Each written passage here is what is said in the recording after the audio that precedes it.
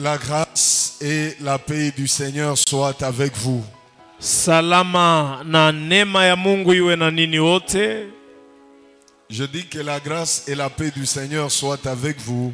Nasema salama na neema ya Mungu iwe na nini wote. Que le Seigneur vous bénisse abondamment. Bwana amibariki katika utele. Que le Seigneur vous donne la paix.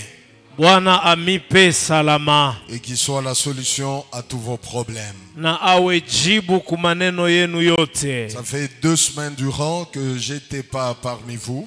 Kadiri wiki mbili sikukuwa katikati yenu. La première semaine, j'avais une conférence à Luanda, en Angola. Ya kwanza wiki ndikuwa na mkongamano ku Luanda, ngambo ya Angola. Où nous étions orateurs dans une grande conférence avec beaucoup d'autres serviteurs de Dieu venus d'un peu partout dans le monde. Kule tulikuwa mmoja ya wahubiri wale walikuwa ulimwenguni mzima kwa hiyo mkongamano kubwa. Et là, nous avons parlé sur les 7 dispensations. Na pale tulisemezea maneno yanaangalia les 7 dispensations. Makazi 7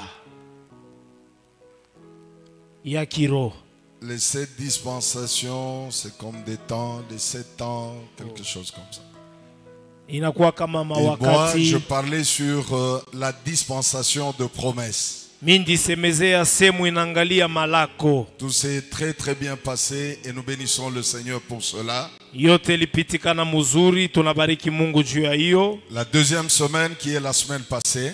Wiki ya pili inakuwa Jumapili yopita. J'étais à Kinshasa dans notre église Cité d'Espérance Kinshasa qui est dirigée par le pasteur Pascal. Ndikuwa Kinshasa kukanisa yetu ya City ya Taraja ya Kinshasa inaongozwa na pasteur Pascal. Et là non seulement nous avons apporté la parole de Dieu sur l'amour de Dieu qui est notre thème dans toutes nos assemblées. Haiko tu tulileta ujumbe naangalia mapendo ya Mungu inakuwa kishina ya makanisa yetu yote ulimwenguni. Mais le dimanche passé, nous avons eu aussi la consécration d'un pasteur. Tulipata pia kupaka mafuta pastori moja. Le pasteur Marcel Kamba. Pasteur Marcel Kamba. Que vous connaissez comme docteur Marcel, c'est un médecin. Ule munajua kama munganga Marcel. Il a été en ces lieux pendant plusieurs années comme mon interprète principal. Alikuwa hapa kama mtafsiri wangu wa musingi miaka mengi. Avant le bien-aimé Sila. Kabla nduku Sila. C'est lui qui a laissé le bâton de l'interprétation à Sila. Ni yeye alituachia bakora ya kutafsiri. Il m'a interprété pendant plusieurs années. Alinitafsiri miaka mengi sana. Et il est consacré comme serviteur de Dieu depuis 2012. Na alipakaliwa mafuta kama mtumishi wa Mungu tangu 2012. En ces lieux et après son mariage, il est parti en Afrique du Sud. Kisha kuingia mundoa yake akaenda Afrika ya Kusini. Et là, on s'est retrouvé avec lui à Kinshasa. Il était sur la liste de ceux qui seront consacrés le dimanche prochain. Alikuwa katika kartasi ya wale watapakaliwa mafuta Jumapili iliyokuja. Alors comme il est à Kinshasa avec toute sa famille, vile ko Kinshasa na jamaa yake yote, au lieu qu'il revienne ici, panafasi yeye arurie hapa. Je préférais le faire à Kinshasa dans notre église de Kin. Nilipenda kuifanizia Kinshasa kukanisa yetu ya Kinshasa. Je crois vous voyez les images, je ne sais pas si la lumière est en train d'empêcher. Je ne sais pas si vous voyez bien, c'est le docteur Marcel qui est désormais pasteur Marcel à la Cité d'Espérance et dans le corps de Christ. Anakuwa pastori Dr. Marcel, pasteur Marcel, musiti ya Taraja na mumwili ya Kristo kama kanisa. C'était vraiment merveilleux, c'est un serviteur de Dieu fidèle. Ni mtumishi wa Mungu mwaminifu. Correct. Mwenye kwa sawa. Un bon prédicateur. Mubiri muzuri. Mais aussi un bon fils. Kisha mwana mwema. Il est à Kinshasa pour quelques jours. Eko Kinshasa kwa masiku chache. Il est en train de partir avec sa famille aux États-Unis où il va s'installer. Eko nenda na jamaa yake ngambo ya Amerika ni kule atekala. Donc d'ici le mois prochain, il sera aux États-Unis avec toute sa famille. Il est marié et père de 2 enfants. Yeye ni kuwa anakuwa mwenye kolewa, anakuwa na watoto wawili. Alléluia. C'était des moments merveilleux. Ilikuwa wakati ya mzuri sana. Est-ce que nous pouvons acclamer le Seigneur pour ça? Tushangilie Bwana kwa ajili ya ile. Et la semaine prochaine, ça sera ici. Na Jumapili iliyokuja itakuwa hapa. Je vais en parler après le message. Tasemezea nayo kisha ujumbe. Est-ce que nous pouvons d'abord acclamer le Seigneur pour ça? Tushangilie Bwana kwa ajili ya hiyo. Donc là, c'est le pasteur Marcel et son épouse. Kule ni pastori Marcel na mke wake. D'ailleurs, c'est lui qui prêche ce matin dans notre église Cité d'Espérance Kinshasa. Ni atahubiri leo kusiti ya Taraja Kinshasa. Il a travaillé toute la semaine et va clôturer ce matin. Alitumika wiki yote, atamaliza asubuhi ya leo. Que Dieu vous bénisse abondamment. Mungu amibariki kabisa. Demande à ton voisin, est-ce que tu es prêt pour écouter la parole de Dieu? Uliza jirani, wewe ni tayari kusikia neno la Mungu? Es-tu prêt à écouter la parole de Dieu? Unakuwa tayari kusikia neno la Mungu? Si tu es prêt, acclame le Seigneur avec joie. Kama wewe ni tayari, shangilia Bwana na furaha. Nous prenons nos Bibles, nous nous tenons debout. Ésaïe chapitre 53 du 1er au 5e verset. Tutachukua mabiblia zetu, kitabu cha Isaya 53.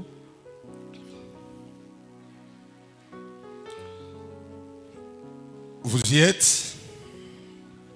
Unafika hapo? La Bible dit qui a cru à ce qui nous était annoncé. Biblia inasema ni nani anaamini ambayo ilituelezwa? Qui a reconnu le bras de l'Éternel. Ni nani ametambua mkono wa Bwana? Donc là, on parle des choses qui étaient annoncées d'avance. Hapa wanasemezea maneno ilisemewaka zamani Et qui n'ont pas été reconnues lorsque elles se sont accomplies. na haikutambuliwa wakati ilionekana. Les choses annoncées d'avance par les prophètes Vitu vilitabiriwa zamani na manabii et qui se sont réalisées au temps marqué par Dieu, vikatimizika wakati ambayo Mungu aliweka, mais que les hommes n'ont pas reconnu lakini watu hawakutambua hiyo parce qu'ils n'avaient pas la sagesse de discerner le moment de l'accomplissement des promesses. kwa sababu walikosa hekima ya kutambua wakati ya matimiziko ya ahadi. Qui a cru à ce qui nous était annoncé? Ni nani haliamini ambayo ilituelezwa? Qui a reconnu le bras de l'Éternel? Ni nani alitambua mkono wa Bwana? Lorsqu'on parle du bras de l'Éternel, on parle de l'Éternel lui-même. Wakati wanasema mkono wa Bwana, ni Mungu pekee Si on wanasemezea. parle de l'œil de l'Éternel, c'est toujours l'Éternel lui-même. Bakisema licho ya wa milele, ni Mungu pekee yake. L'Éternel, notre Dieu, il est esprit. Wa milele Mungu wetu ni roho. Et la Bible dit que ceux qui l'adorent doivent l'adorer en esprit et en vérité. Biblia inasema ambayo wanamwabudu wamwabudu katika roho na kweli. En tant qu'esprit, il peut utiliser tout corps.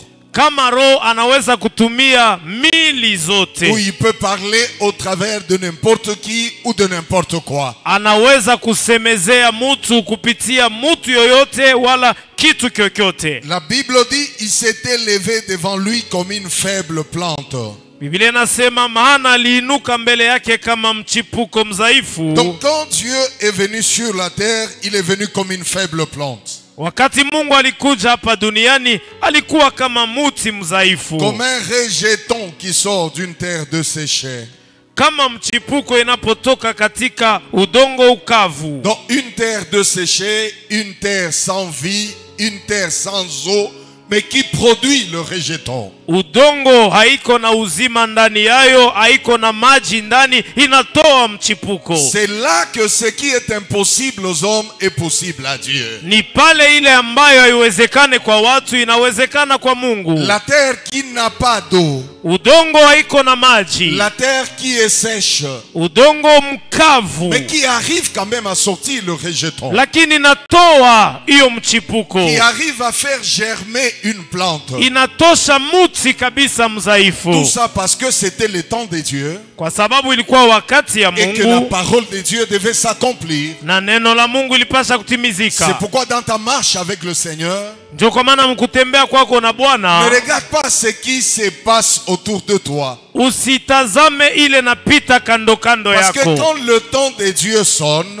Juu kama wakati ya Mungu inaenea, même là où les yeux, l'intelligence humaine croit que c'est impossible, Dieu peut le rendre possible. hata wakati akili ya watu wanaona wanasema haiwezekane, Mungu anaweza kufanya inawezekana. Dieu n'a pas besoin de conditions agréables pour accomplir sa parole. Mungu asihitaji wakati iwe mzuri ndio atimize neno lake. Dieu n'a pas besoin que les choses marchent selon les hommes pour réaliser sa volonté. Mungu asipende kama vitu vinongoka kwa watu ndio atimize mapenzi yake. Même quand tout est noir autour de toi, Hata kama yote ni mweusi pembeni même yako, quand tu ne vois aucune lueur d'espérance, hata kama hakuna mwangaza ya tumaini, sache que Dieu est capable de faire quelque chose. jua Mungu anaweza kufanya kitu. C'est pourquoi j'aime ces cantiques, même si le monde autour de moi s'écroule. Ndio kwa maana napenda hii mwimbo, hata pembeni yangu ulimwengu Je peux inanguka, rester debout. taweza kubaki bwima. Et je dis à quelqu'un ce matin, Naambia mtu asubuhi ya même leo, si le monde autour de toi s'écroule, hata ulimwengu pembeni yako toi inanguka, tu peux rester debout. wewe unaweza kubaki bwima. Même si ta terre semble être desséchée, Hata udongo wako unaonekana mkavu, tes plantes peuvent germer miti inaweza kutoka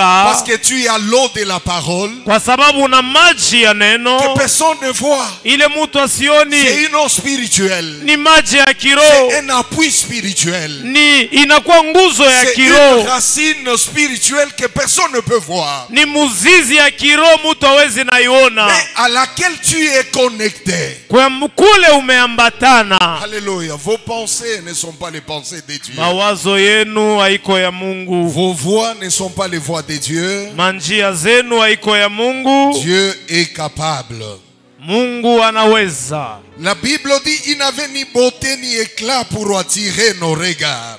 Hakuwa na uzuri wala urembo wa kokote angalisho ya macho. Et son aspect n'avait rien pour nous plaire. Hali yake haikukuwa na kitu itupendeze. Je parle souvent de ce texte Nasemaka zaidi mianjiko pour hiyo montrer que le Jésus de la Bible, kuonesha Yesu wa Biblia il est différent de Jésus de film. eko tofauti na Yesu wa filamo. La Bible dit qu'il n'avait pas de beauté, Hakuwa na uzuri, il n'avait pas d'éclat, hakuwa na kuangaa, mais cependant il a réalisé de grandes choses sur la terre. lakini alitimiza mambo kabambi Donc tu ulimwenguni. peux être sans éclat, sans beauté selon les hommes, Unaweza kuwa bila kuangaa, bila uzuri kufatana na mais watu, ayant des valeurs, du potentiel et la grâce de Dieu en toi pour faire de grandes choses. lakini uko na mabei, mauwezaji na neema ya Mungu juu ufanye mambo La makubwa. force d'un homme n'est pas dans son extérieur. Nguvu ya mtu haiko ile inaonekana nje. La force de l'homme, c'est ce qui est en lui. Nguvu ya mtu ni hiyo iko ndani yake. Un vrai vainqueur, il l'est par son intérieur.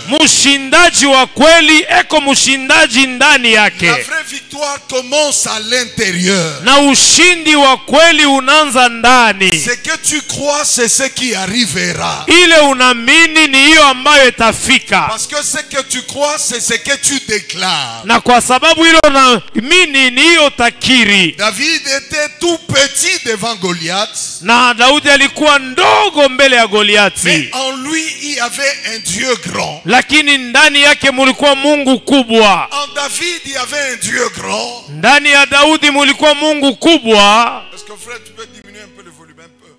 Il y avait en lui un Dieu grand. Mulikuwa ndani yake Mungu kubwa, Et Goliath qui semblait être trop grand. na Goliati alionekana kabambi sana, Mais en lui, il y avait un Dieu petit. lakini ndani yake mulikuwa Mungu kidogo. Un Dieu petit et en David un Dieu grand. Mwa Daudi mulikuwa Mungu munene sana. Et quand ils se sont défiés, Wakati walienda mu mapambano, David était confiant Daudi alikuwa na tumaini que celui qui est à moi, ya kwamba mwenye kuwa ndani il est yangu fort, ni wa il nguvu, est puissant, ni wa il uwezo, est capable anaweza de terrasser celui que tout le monde craint. kuangusha huyu watu wote wanayeogopa. Jésus n'avait ni beauté ni éclat. Yesu hakuwa na uzuri wala urembo, Mais il n'a jamais été complexé pour ça. lakini hiyo haikumzuiza asifanye kazi vizuri. Il savait qu'en lui habitait corporellement la plénitude de la divinité. Alijua ndani yake munaketi utele wa umungu. Il savait qu'il était Emmanuel. Alijua yeye ni Emanueli. Même quand les gens se moquaient de lui, Hata wakati watu walimuchekelea, il est resté focus sur son objectif. alibaki shabaha kule konaenda. Que personne ne te mette dans les complexes. Mutu asikuingize ndani ya maneno ya Peu kukuzuiza. importe ce que les hommes voient sur ta vie, Ingawa yote watu wanaona pa maisha yako, mais tu as un Dieu grand en toi. uko na Mungu munene ndani yako. Et si tu le crois, crie très fort, Alléluia. Kama unaamini sema nguvu Plus fort, haleluya. Alléluia. Haleluya. J'ai un Dieu grand. J'ai un Dieu grand. Est-ce qu'on peut être debout? Je veux que tout le monde soit debout.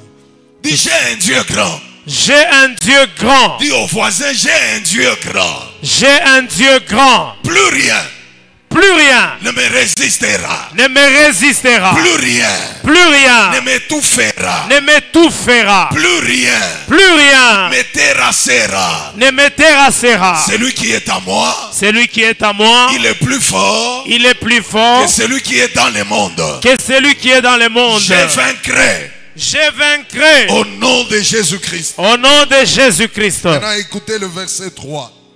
Sikia mustari ya tatu. Méprisé et abandonné des hommes. Amezarauliwa na kuachiliwa na watu. Ça, c'est la vie des hommes.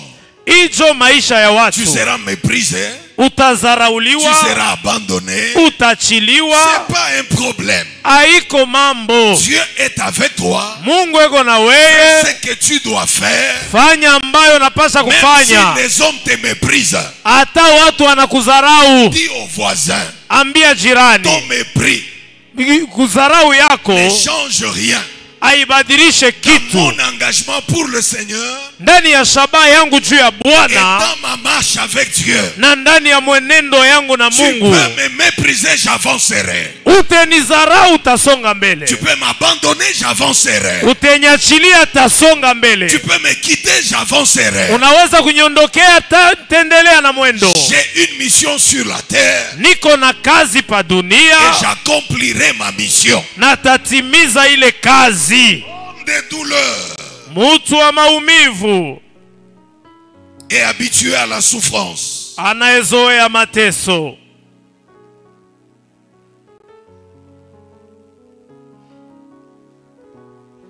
Homme de douleur et habitué à la souffrance. Mutu wa maumivu anayezoea mateso. La douleur et la souffrance. Maumivu na mateso. Jésus l'acceptait Yesu aliichika parce qu'il avait une mission.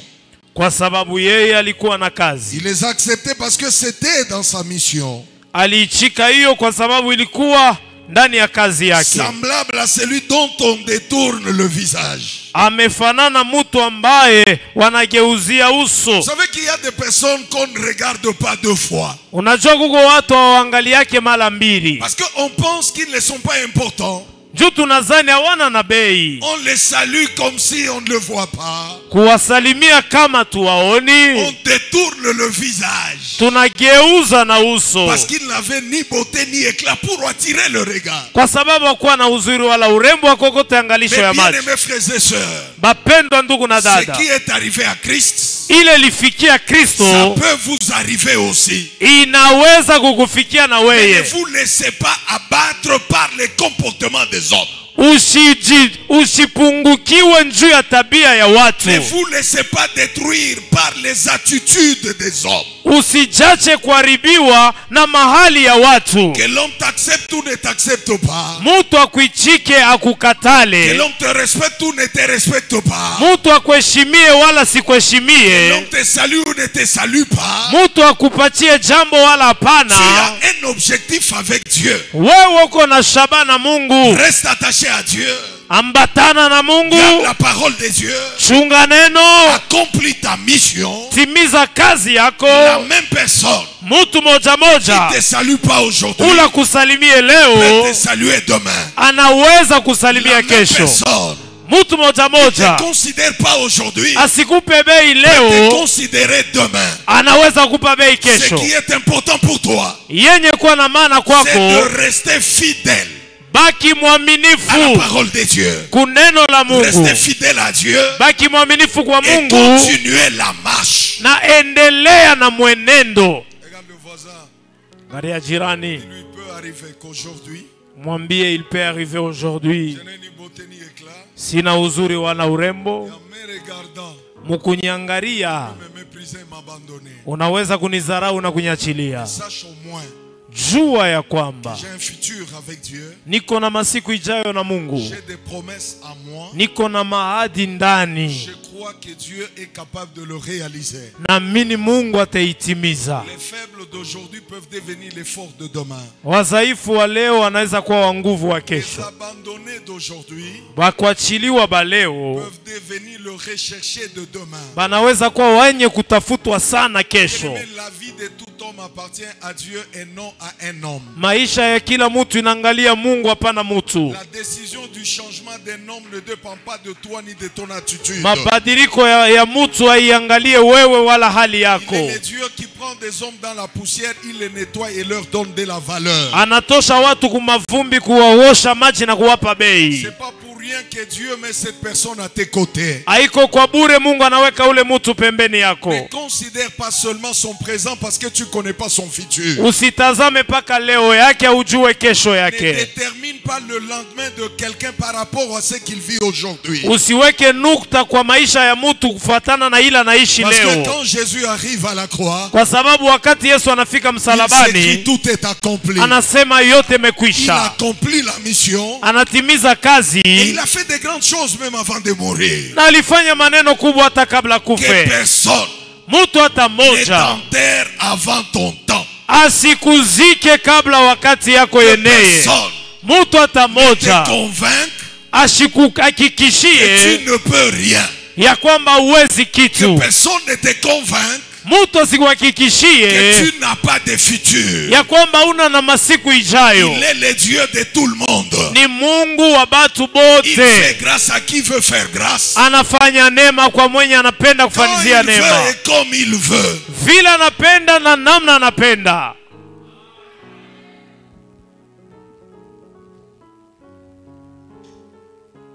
Le verset 4, cependant, ce sont nos souffrances qu'il a portées. Mstari ya ine ni mateso yetu na tabu alichukua. Est-ce qu'il y a quelqu'un dans cette salle qui sait que Jésus a porté toutes ses souffrances? Kuna mtu ndani ya hekalu hapa anajua Yesu alibeba mateso yake yote. Il a porté nos souffrances. Alichukua mateso yetu Il a yote. porté tes souffrances. Alichukua mateso Il yako a porté yote. tes douleurs. Alibeba maumivu yako C'est pour yote. ça qu'il est venu sur la terre. Ndio, kwa hiyo alikuia udongoni.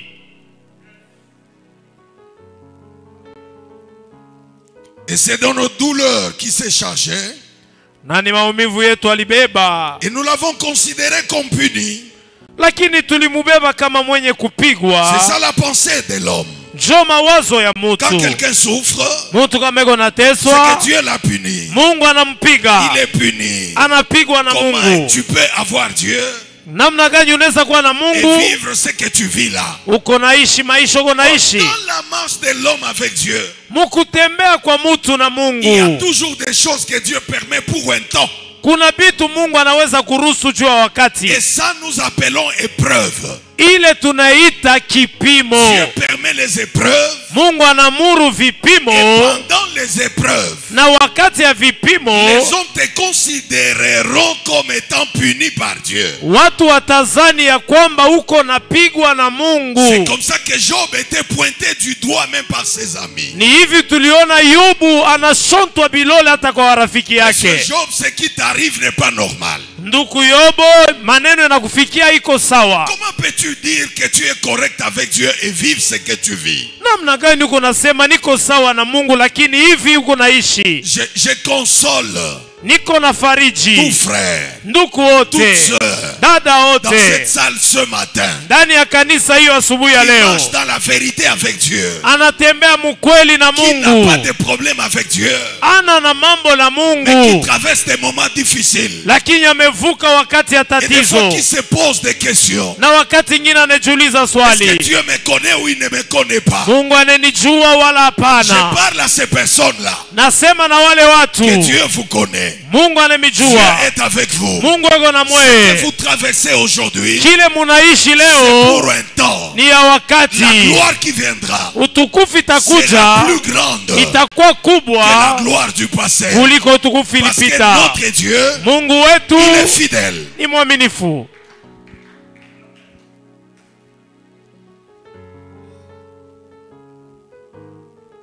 Frappé de Dieu et humilié. Pigwa na Mungu na mwenye Dans kushushwa. mon message de ce matin au verset 5. Ujumbe yangu asubuhi ya leo iko mstari ya Mais 5. il était blessé pour nos péchés, Lakini aliumizwa kwa makosa yetu, brisé pour nos iniquités. alivunjwa juu ya maovu yetu, Le châtiment qui nous donne la paix est tombé sur lui. na mapigo inanguka juu yetu, Et c'est par ces meurtrissures que nous sommes guéris.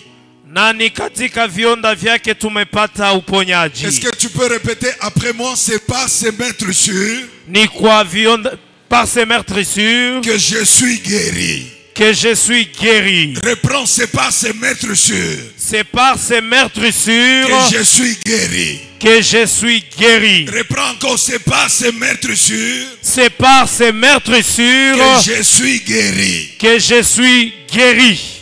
Que Dieu vous bénisse. Mungu amibariki. Mais on va continuer la lecture. Tutendelesha na usomi. Par ces meurtrissures, tu es guéri.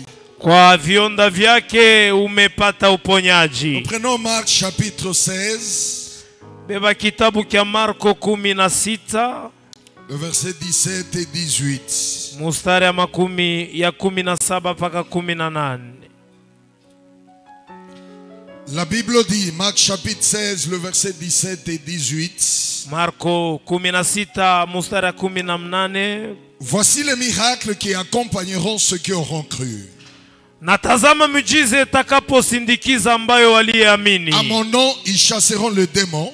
Kwa jina langu watafukuza Ils pepo, parleront de nouvelles langues. watasema kwa lugha mpya, Ils saisiront de serpents. watashika nyoka, Et s'ils boivent quelque chose, quelque breuvage mortel, kama wakikunywa vinywaji inapouwa, il ne leur fera point de mal. haitawafanizia mabaya, Ils imposeront le main aux malades. na watawekea wagonjwa Et les mikono, malades seront guéris. nao wataponya. Et pour terminer, nous prenons Matthieu chapitre 9. Jua kumaliza Mathayo sura ya 9. Et après, je veux parler. Matthieu chapitre 9, le verset 35. Mathayo 9 mustari ya 35. Je suis dans l'autorité spirituelle. Niko mumamlaka ya kiroho.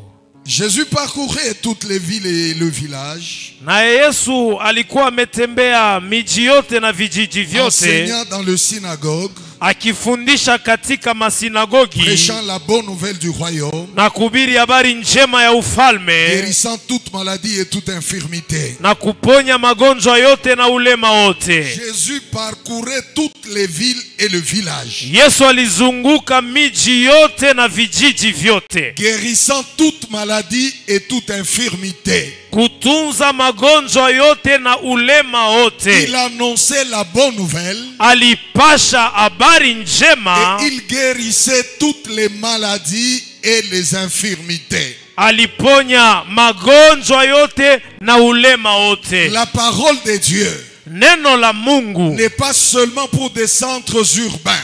haiko paka mumafazi kama hiyo ya On miji. n'est pas serviteur de Dieu pour prêcher seulement en ville. Hauna mtumishi wa Mungu paka wa mumuji. La Bible déclare, Biblia nasema Jésus prêchait dans toutes les villes Yesu alikuwa anahubiri mumiji yote et le village. pia vijiji. Donc il prêchait dans les villes, Ni kusema alikuwa anahubiri katika il muji, prêchait dans le village. anahubiri pia kijijini. Un serviteur de Dieu Mtumishi wa Mungu ne choisit pas où il doit prêcher la parole. achakulake kula tenda kubiri neno. Prêche en ville, on prêche au village. Unahubiri katika muji, unahubiri Et kijijini. on doit être préparé à ça. Na unapasha kuwa tayari kwa hiyo kazi. Prêcher là où il y a l'électricité, là où il n'y a pas d'électricité. Unahubiri kule kuko umeme na kule hakuna umeme. Prêcher là où vous êtes bien logé. Unahubiri fazi unachukua vizuri, Prêchez là où vous ne serez pas bien logé. na kwenye kula batakupa fazi ya mzuri ya kuikala. Mais vous y allez pour le Seigneur. Lakini munaenda juu ya Bwana. Je veux que les serviteurs de Dieu mettent ça dans leur tête. Napenda watumishi wa Mungu waweke hiyo mkichwa yao. On ne choisit pas où on doit prêcher. Abachakulake kwa kubiri. Mais on doit prêcher partout où Dieu nous envoie. Ni kubiri kule kote Mungu anakutuma. Un bon serviteur de Dieu, Mtumishi wa Mungu il a mwema le témoignage des villes eko na ushuda ya muji et il a le témoignage de village. na ushuda ya kijiji. As-tu déjà prêché au village? Ushakubiraka kumukini? Batumishi Amu, qui a déjà prêché dans un village ici? Nani ashakubiri kumukini katika watumishi wa Mungu? Deux. Où? Kapolo, oui. Kabondo. Qui encore? Nani mwingine? Dieu n'est pas seulement le Dieu des villes. Mungu anapaka Mungu wa muji. Il ne sauve pas seulement ceux qui vivent en ville, mais il sauve aussi les villageois. Il est le Dieu de tout le monde. Et quand tu es serviteur de Dieu, tu dois être disposé à prêcher la parole de Dieu, à servir le Seigneur partout. Anaokoa watu weko mumuji na watu weko kumukini, na kama kumtumishi wa Mungu kuwa tayari kubiri neno fazi Parce yote. qu'aujourd'hui on a beaucoup de serviteurs de Dieu qui font le choix. Kuko batumishi ba Mungu leo ba mingi beko na chakula. Et là où ils veulent servir le Seigneur, Kule tenda kutumikia Mungu. aujourd'hui les gens viennent même prier avec de grosses mousses. Leo bantu beko nakuwa komba na musi ya munene hapa. Quelqu'un vient dormir à l'église avec une grosse mousse. Anakuwa kulala kukanisa musu mulefu Tu hapa. viens prier ou tu viens dormir? Unakuwa kuomba wala unakuwa kulala. Nous on dormait sur des nattes. Shi tulilalaka pabilako. Et aujourd'hui même sur des petites mousses. Na leo kamusi kaloko Pour hivi. chercher la face de Dieu. Kutafuta uso wa Mungu. Regarde les voisins. Angalia jirani. Où le Seigneur t'enverra, Kule kote Mungu atakutuma, il faut y aller. unapasha kwenda. Il ne faut pas aimer seulement des zones de confort. Pana kupenda paka fashi ya mzuri na jengwa vizuri. Quand vous êtes bien habillé, propre, cravate, très bien, on est calé bien, ah, Yesu est bien. Mais Jésus, il prêchait dans toutes les villes et dans tous les villages. Pana ushakuvala mzuri unaikala unasema Yesu eko mzuri. Yesu alihubiri katika muji na vijiji. Je prêchais à des endroits où il n'y avait pas de courant. Milihubiri mafazi kula kukukua umeme. Je prêchais à des endroits où il n'y avait même pas de micro. Nihubiri mafazi hakuna kibuyu hivi tunabamba. Je fais des voyages par train, je fais des voyages dans des wagons de marchandises pour aller prêcher la parole. Nifanya safari ya kwenda kubiri neno na mashua ndani ya fazi ya kuzisha vitu. Parce qu'il n'y avait pas de train passager. Njoo kukukua mashua ya kubeba watu. J'ai rencontré une famille, un monsieur de la SNCC qui avait un wagon avec sa famille. Il était en mutation avec un wagon et nous sommes entrés là-dedans pour aller prêcher les wagons. Kakutana na ndugu mwa tulijulishana nao, walikuwa jamaa, mtu alikuwa anatumika kwenye fazi ya mashua, nikaingia fazi walikuwa tunaenda kubiri. On n'aime pas Dieu seulement en parole. Abapendake Mungu paka mumisemo. Il faut aimer Dieu dans les œuvres. kumpenda Mungu katika tendo. Et c'est même le message qu'on nous a donné en semaine par Christian. Ni ujumbe walitupatia katika wiki kwa ndugu Christian. Serviteur de Dieu, il a bien parlé. Aimer Dieu non seulement en parole. Parce qu'il y a des gens spécialistes en parole. Seigneur, kuko batu wanapenda paka misemo. Nakupenda Bwana. Mimi nakupenda. Je ne peux rien. Bila wewe siwezi. Uko na landa. Tu mens. Uko na landa. Dieu, on ne l'aime pas seulement dans l'adoration des beaux mots. Mungu abampendake paka wakati kunabudu na misemo mirefu. L'amour de Dieu se manifeste par des œuvres. Mapendo ya Mungu ni katika tendo. Quand Dieu aime, Dieu donne. Mungu akipenda analeta. Parce que Dieu a aimé l'humanité. Juu Mungu alipenda ulimwengu. Il est descendu sur la terre. Il a accepté la souffrance pour l'humanité. Alishuka udongoni, alichika mateso juu ya watu. Et quand on aime quelqu'un, on accepte de souffrir pour la personne. Na mtu kimpenda unechika kuteswa juu yake. Et quand on aime Dieu, na kama unapenda Mungu, on accepte aussi de souffrir pour lui. Unechika pia kuteswa juu yake. Il n'y a pas d'amour sans sacrifice. Hakuna mapendo bila kujitoa. Il n'y a pas d'amour sans sacrifice. Hakuna mapendo bila kujitoa. Si tu aimes une femme, ukipenda mke, tu te sacrifies pour elle. Utajitoa juu yake. Christ a aimé l'église qui est son épouse. Kristo alipenda kanisa bibi harusi. Il s'est sacrifié pour sa femme, son épouse. Alijitoa juu ya mke wake. Quand tu aimes ton mari, kama unapenda bwana yako, tu te sacrifies pour lui. Utajitoa juu yake. Des choses que tu fais pour ton mari. Kuko bitu unafanizia bwana yako parce que tu l'aimes. Juu unampenda. Des fois même en pleurant. Wakati ngine hata mkulia. Il te fait mal mais tu l'aimes. Anakumiza moyo lakini unampenda. La chair te pousse à certaines réactions mais tu refuses parce que tu aimes ton mari. Mwili inakusukuma ufanye matendo kinyume lakini unakatala juu unampenda. Les gens te poussent au divorce. Hata watu wanasema kata ndoa. Mais tu refuses parce que tu aimes ton mari. Wewe unakatala juu unapenda bwana yako. Là où il y a l'amour, il y a le sacrifice. Pale peko mapendo, peko kujitoa. Alors bien aimés frères et sœurs, je retourne dans notre texte. Mapendo analuria sasa kuusomi wetu. Je suis en train de parler depuis le début de l'année. Niko nasema tangu mwanzo ya mwaka. Sur les 8 bénédictions de l'amour de Dieu au commencement. Pa mabaraka 8 ya Mungu kule mwanzo. Je vous ai dit que Dieu, parce qu'il a aimé l'homme. Nilisema Mungu juu alipenda mtu. La première des choses, Dieu lui a donné son image et sa ressemblance. Kitu kia kwanza Mungu alimupa picha na kufanana kwake. C'est comme ça que Dieu va imprimer son image dans l'homme qu'il crée à son image. Ni kwa maana Mungu alichapa picha yake ndani ya mtu aliyeumba kwa mfano wake. Ce qui n'a pas donné à d'autres créatures. Ila kupatia viumbe vingine. Mais comme je t'aime l'homme, vile mimi nakupenda mtu, je te donne mon image. Nakupa picha yangu. Je te donne ma nature. Nakupa hali yangu. C'est pourquoi au courant de la semaine, kwa maana katika wiki, on nous a dit qu'il faut manifester la nature de Dieu. Bali tuonesha tupate kutokonesha hali ya Mungu. Ceux qui sont sauvés et qui marchent avec Dieu. Bale banaokolewa wanatembea na Mungu. Dans leur marche avec le Seigneur, mukutembea kwao na Bwana, la nature de Dieu doit être vue. Hali ya Mungu inapasha kuonekana. Dieu, on ne le voit pas. Mungu abamonake. Mais le monde peut voir Dieu au travers de toi et moi. Dunia inaweza kuona Mungu kupitia wewe na mimi. Nous devons marcher comme les enfants de Dieu. Tutembee kama watoto ba Mungu. Loin de la vie du péché. Mbali na zambi. Loin de tout ce qui est mondain.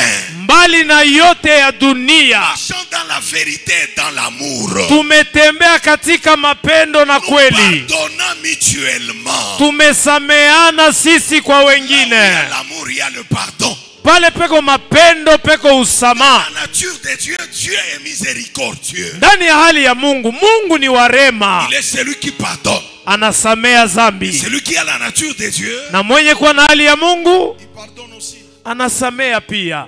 Pardon. Anasamea. Un vrai chrétien, Mukristo wa kweli, doit être disposé à pardonner. anapasha kuwa tayari kusamea. Les mauvaises choses, Bitu bibaya, on te le fera. batakufanizia Les bio. humiliations, tu les connaîtras. Kushushiwa utaishi. Des calomnies, tu les auras. Maushuda mubaya utaipokea. En tant qu'enfant de Dieu qui a le Saint-Esprit, Na kama mtoto wa Mungu na Roho Mtakatifu, tu dois être disposé à pardonner. unapasha kuwa tayari kusamea. C'est ça la nature de Dieu. Njoo hali ya Quand Mungu. on a la nature de Dieu, Ukiwa na hali ya Mungu, bien-aimé dans le Seigneur, bapendwa ndani ya on Bwana, ne vit pas selon le train de ce monde. hautaishi kufuatana na mwenendo ya dunia. On ne vit plus comme le pécheur. Hautaishi sa mfanya zambi. On ne vit plus comme le païen.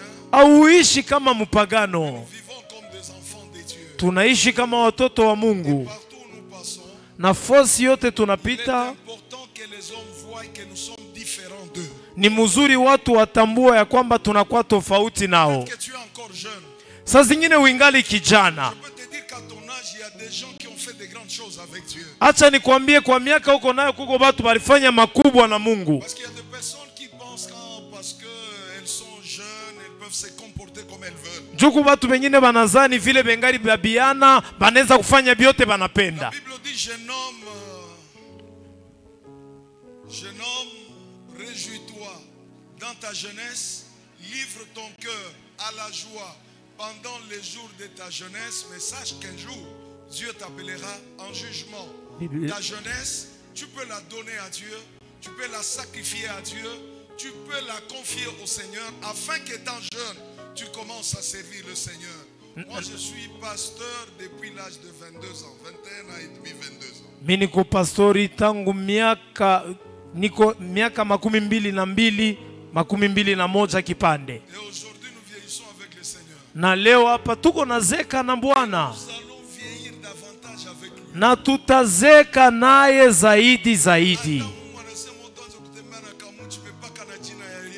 Même si on marchera avec un bâton, avec le nom de Jésus à la bouche. Seigneur permet qu'on reste debout jusqu'à ce qu'il revienne. Nous resterons debout et nous ne parlerons que de Jésus-Christ. Kama Mungu anaruhusu tubaki bwima, mpaka wakati atarudi tutabaki bwima na Tout est vanité, il n'y a rien de bon, il n'y a rien de nouveau. Tout ce qui est sur la terre, ça a déjà été, ça passera. Et la vraie gloire, la vraie bénédiction, c'est dans le nom de Jésus-Christ. Marche avec Dieu dans la vérité. Jésus revient bientôt et il peut nous surprendre. Vyote ni vya bure ulimwenguni, vitapita, lakini tembea katika kweli. Yesu yuko narudi sasa, anaweza kutushutusha. La deuxième des choses, j'ai parlé de l'autorité spirituelle que Dieu a donnée à l'homme. Ya pili ndisemezea mamlaka ya kiroho hiyo Mungu alipatia mtu. Donc quand Dieu crée l'homme, il lui donne l'autorité sur toutes les autres créatures. Wakati Mungu anaumba mtu anamupa mamlaka juu ya viumbe vingine vyote. Dieu a tout créé avant. Mungu aliumba vyote Il zamani. termine la création avec l'homme. Anamaliza kumba na mtu. Et il établit l'homme comme chef de tout ce qu'il avait créé. Anaweka mtu kama mkubwa wa vyote aliumba. Il lui donne le pouvoir, Dieu lui donne l'autorité de diriger, de coordonner et de dominer. Anamupa mamlaka na madaraka aongoze, atawale. Et je vous ai dit que ce qui fait la force du chrétien et de l'église, Yenye kufanya nguvu ya Mkristo na kanisa c'est pas le bâtiment, haina majengo, c'est pas l'argent qu'on peut avoir. haina pesa tunaweza kuwa Ce nayo. qui fait la force du chrétien et de l'église, Nguvu ya Mkristo na kanisa c'est le pouvoir de Dieu en lui. ni madaraka ya Mungu ndani ya Mkristo. Ce qui fait ta force, Ile nafanya nguvu c'est le yako pouvoir de Dieu, l'autorité de Dieu qui est en toi. ni madaraka, mamlaka ya Mungu ndani yako. Sans l'autorité spirituelle, Bila mamlaka ya kiroho nous devenons des hommes ordinaires. tunakuwa batu kawaida, On va mourir comme des hommes ordinaires. tutakufa kama watu kawaida Et on n'aura pas d'espérance. na hakutakuwa taraja. Christ qui habite en toi, Kristo anayeketi ndani il yako n'est pas venu s'asseoir en toi pour rien. asikuwa kuketi kwa bure, Il a délégué le pouvoir. alikupatia madaraka. Jésus a fait son travail. Yesu alifanya kazi Il est yake, venu nous sauver. alikuwa Il a kutokoa, vaincu le diable. anashinda Il a shetani, vaincu le démon. anashinda Il nous mapepo, a donné la vie éternelle. anatupa uzima wa Il est milele, monté au ciel. anapanda Il mbinguni, nous a envoyé le Saint-Esprit anetutumia Roho Mtakatifu afin que nous continuions sa mission. juu tuendeleshe kazi Le yake. Saint-Esprit n'est pas venu s'asseoir en toi Roho Mtakatifu haikukuwa kuikala ndani yako sans bure rien faire. bila kazi. Le Saint-Esprit te donne le pouvoir. Roho Mtakatifu inakupa Il madaraka, te donne la puissance. inakupa uwezo, Il te donne la force inakupa de nguvu faire certaines choses ya ufanye vitu que tu ne vingine pouvais pas faire avant. vyenyewe ukuwezi kufanya Et zamani. ça s'appelle Ile imeitwa l'autorité spirituelle. mamlaka ya kiroho. Tout chrétien Mukristo wote a l'autorité spirituelle eko na mamlaka ya kiroho et il doit l'exercer. na anapasha kuitumikisha. Dieu ne t'établit pas chef Mungu asikuweke pour shefu rester les mains croisées, juu baki mikono sans umefunga rien faire et être tourmenté par les démons. bila kazi na unangaishwa na mapepo. Je répète, Naluria tena, tu as la puissance de Dieu. uko na uwezo wa Tu Mungu, as le pouvoir de Dieu. una madaraka ya Tu Mungu, as la force de Dieu uko na nguvu ya Mungu, que tu dois exercer. unapasha kuitumikisha. Quelques personnes disent Amen. Batu chache banasema amina, Parce que les autres pensent, juu bengine banazani vous savez, le problème avec l'église et le chrétien, mambo ya kanisa na Bakristu c'est de croire que les sorciers sont plus puissants qu'eux. ni kuzani balozi banabashinda nguvu, Ou les féticheurs sont plus puissants qu'eux. au wafumu weko na uwezo kuushinda wa Tu peux voir Wakristo. même un féticheur comme ça, il commence à fuir. Mukristo kama banamonesha ni mfumu, yeye Il y en a anakimbia. d'autres qui n'ont même pas le pouvoir de fixer comme ça les sorciers. Mwingine anata na uwezo ya kuangalia mulozi Il mumacho, apprend que cette personne est dans la sorcellerie, kashinyangarie. kana nasikia huyu yeko mubulozi qui ne me regarde Mais ma pas. mission en tant qu'apôtre, Lakini kazi yangu kama c'est de mtume te dire, mon frère, ni kukwambia que mnduku, tu as le pouvoir de Dieu una uwezo wa qui Mungu est plus que la sorcellerie et la magie. inashinda uchawi na ulozi. Vous devez vous découvrir en Christ. Mujitambue na kujijua ndani ya Vous n'êtes Kristo. pas faible, Amuna bazaifu, vous êtes fort. muko wa Parce que nguvu. dans la nouvelle alliance, Mu agano jipya Dieu a décidé d'habiter en nous. Mungu alichukua mpango wa hekale ndani yetu. Il ne vient pas pendant le culte et après le culte il part. Asiku yake muibada kisha ibada nenda. Depuis quand tu as cru au Seigneur, Tangu uliamini Bwana, il est venu s'asseoir en toi. alikuwa kuikala ndani Et il yako. t'a donné le pouvoir. Anakupa madaraka Tous ceux qui l'ont reçu, kwa wote walimpokea. elle leur a donné le pouvoir Aliwapa madaraka de devenir enfants de Dieu. bakuye batoto ba Mungu. Tu n'es pas enfant de Dieu le matin, Hauna mtoto wa Mungu le asubuhi, soir fils du diable, non. magharibi mtoto wa shetani. Tu as Hapana, été sauvé, uliokolewa, Christ est en toi. Kristo yuko ndani La Bible yako. dit que celui qui est en vous, Biblia inasema mwenye kuwa ndani il est yenu plus fort et plus grand ni wa nguvu na kubwa que sana celui qui est dans le monde. kuliko leko duniani. L'autorité, on l'exerce. Mamlaka banaitumikishaka, On banaitumikishaka, l'exerce. banaitumikishaka, On l'exerce. banaitumikishaka. Ce que tu lieras sur la terre Ilo tafunga hapa duniani sera lié au ciel. itafungwa mbinguni. C'est dans ton autorité. Ni ndani ya mamlaka yako.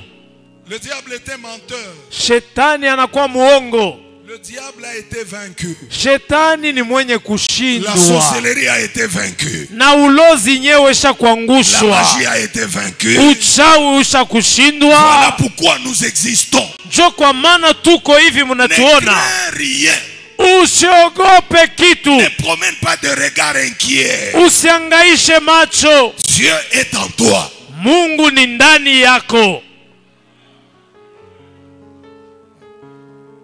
Vous savez, Mnajua dans l'évangile qui peut vous aider à vous prendre en charge vous-même. miko nemipa injili itakapo mipatia uwezaji ya kumibeba peke yenu kwa uzito, Sans devenir l'esclave de quelqu'un. bila kuwa mtumwa wa mutu. Il est là ou il n'est pas là? Ekwako wala nako. Il est là? Ekwako S'il est là, tu as le pouvoir. kama ekwako uko na madaraka. Ton voisin, il est là et j'ai le pouvoir. Mwambie jirani, ekwako niko na madaraka. Lui encore, comme j'ai le pouvoir, je dois l'exercer. Mwambie hivi, niko na madaraka, mimi napasha kuitumikisha. La Bible dit, voici les miracles qui accompagneront. Biblia inasema tazameni miujiza itakaposindikiza. Ils ont cru en mon nom. Il y a des choses qui doivent t'accompagner. wale ambayo watamini, kuna vitu vya kukusindikiza. Ne dis pas les miracles qui accompagneront les pasteurs seulement. Aiseme miujiza itasindikiza mapastori, Les apôtres seulement. mitume tu, Les prophètes seulement. banabii Les paka, docteurs et les évangélistes. walimu na Mais la wapeleka habari Bible dit njema. que le miracle Biblia inasema qui miujiza accompagneront itasindikiza ceux qui auront cru. wale watakapoamini. As-tu cru ou pas? Uliamini wala hapana? Si tu as cru en Christ, dis Amen. Kama uliamini sema amina. Si tu as cru, dis Amen. Amen. Dis cette parole est à moi. Cette parole est à moi. Voici le miracle Tazameni miujiza qui accompagneront itasindikiza ceux qui auront cru. wale wataamini. Est-ce que dans cette salle il y a des hommes et des femmes qui ont cru au Seigneur? Umu mukanisa muko watu waliamini Bwana, kwamo basimame. Les personnes qui ont cru au Seigneur, Bale baliamini, je veux qu'elles disent j'ai déjà cru. napenda baseme j'ai déjà cru. Si tu n'as pas encore cru, tu peux t'asseoir. Kama uyamini kala ikale Mais kala, si tu as déjà cru, lakini kama ushakuamini, cette parole, hii neno elle est pour toi. ni Je yako. vois quelques personnes qui n'ont pas encore cru. Naona bengine habaamini bado, Je les salue au nom de Jésus. na Docteur misalimu Baron. katika jina la Yesu. Ceux qui n'ont pas encore cru, je les salue. Bala bayamini mupokee Mais vous jambo, qui avez déjà cru, lakini mwe benye kuamini, cette parole hii neno vous concerne. inakuwa yenu. Les miracles Miujiza doivent vous accompagner. inapasha kumisindikiza. Les miracles Miujiza doivent vous accompagner. imisindikize. Celui qui parle, Ula anasema c'est pas Aaron, haina c'est Aruni, pas Sila, haiko c'est Sila, pas Moïse, haiko Musa, c'est Dieu sur la terre. ni Mungu duniani, Jésus de Nazareth. Yesu wa Nazareti. Il dit, il le fait. Ila anasema naifanya. Lui a dit sur l'eau. Petro alimwambia pa Dans la maji, barque où il était. ndani ya chombo walikuja. Si c'est toi, Kama ni weye, ordonne amuru que je vienne. Parce nikuye. que Pierre savait Juu Petro alijua que tout ce qu'il ordonne, yote anamuru ça arrive. inafikaka. Ce matin, Dieu ordonne Na asubuhi ya leo Mungu que les anamuru miracles miujiza doivent t'accompagner. Tous ikusindikize. ceux qui ont déjà cru Bale basha dans kuamini cette salle, muhii je kanisa, confesse, nakiri miracles miujiza vous accompagnent imisindikize dans vos maisons. mumanyumba Que les yenu. miracles vous Miujiza accompagnent dans imisindikize votre santé. ndani ya afya Que les yenu. miracles vous Miujiza accompagnent dans imisindikize vos affaires. Que mubiashara. les miracles Miujiza accompagnent imisindikize où vous passez. popote Que les mutapita. miracles vous Miujiza accompagnent. imisindikize. Amen.